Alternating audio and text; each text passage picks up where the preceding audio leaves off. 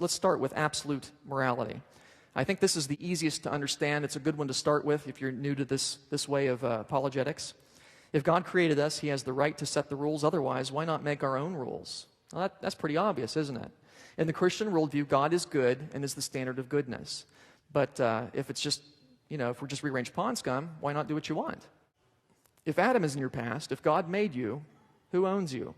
God does. Who has the right to make the rules?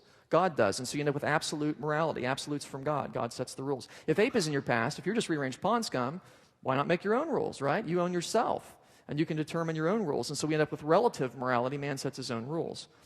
Now, some people might say that's right. Morality is relative. You can make up your own rules, and so can I, and therefore you can't go around telling other people what not to do. And the moment they say you can't tell other people what not to do, what are they doing? Telling other people what not to do. Okay, so relative morality is pretty well self-refuting just right there. It doesn't make sense. And nobody really believes in relative morality. So here's what you're going to do. You're going to ask an evolutionist or anyone who's rejected biblical authority, how do you decide right from wrong?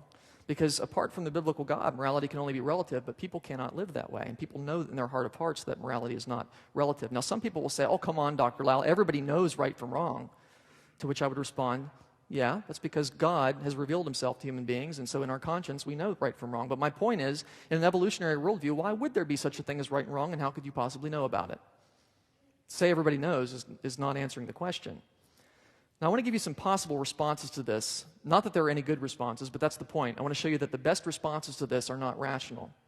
Some people might say, oh, you don't need God to determine right and wrong, because morality is what brings the most happiness to the most people. That's a pretty common response from the atheist camp, though it's not universally their response. Now, some of you might be thinking, well, yeah, that's right. We ought to be concerned about the happiness of others. To which I would say, yes, in the Christian worldview.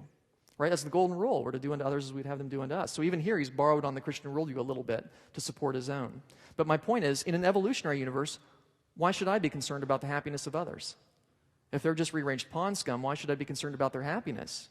Right? Happiness is just a chemical reaction in the brain if you're an evolutionist, so why should I try to achieve that particular chemical reaction and not another, like, say, pain? Maybe what's good is what brings the most pain to the most people.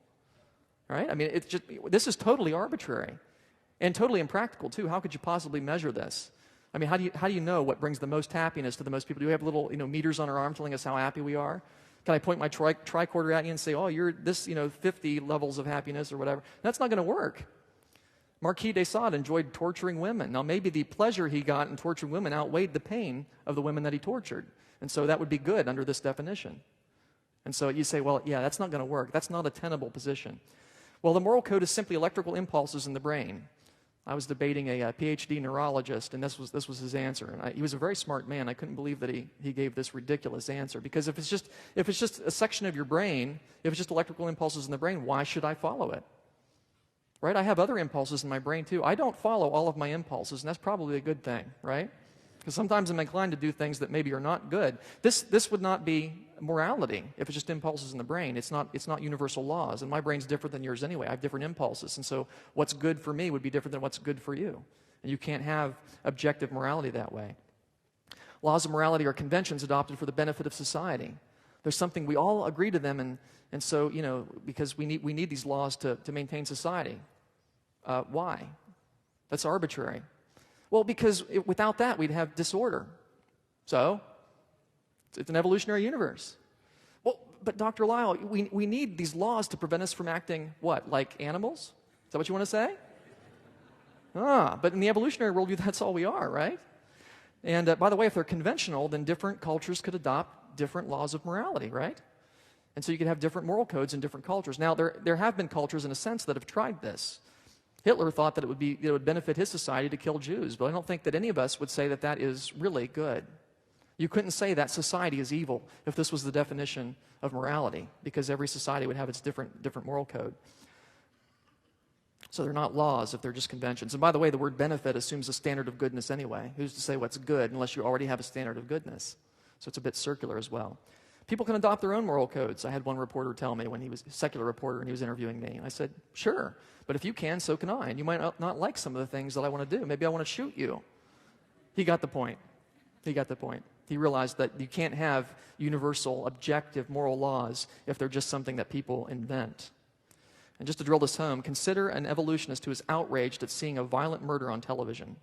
He says, how could that man shoot that little girl? That's terrible. He ought to go to jail. But he's an evolutionist. Why should he be angry? You ever think, I mean, in his worldview, it's just one chemical accident getting rid of another chemical accident. What's the problem? You wouldn't get angry at baking soda for reacting with vinegar. That's just what chemicals do, right? And by the way, chemicals don't have a choice. So if the person that shot the little girl, if he's just a chemical accident, he doesn't have any, just the outworking of chemistry, why would you punish him? You wouldn't punish baking soda for reacting with vinegar. It's just what it does. You wouldn't throw the lion in jail for killing the antelope, right? Animals kill animals. What's the big deal? And so the fact that he is angry is a behavioral inconsistency. That's something I'm going to talk about in a later session. It shows that in his heart of hearts, he does know the biblical God. He does know that murder is wrong.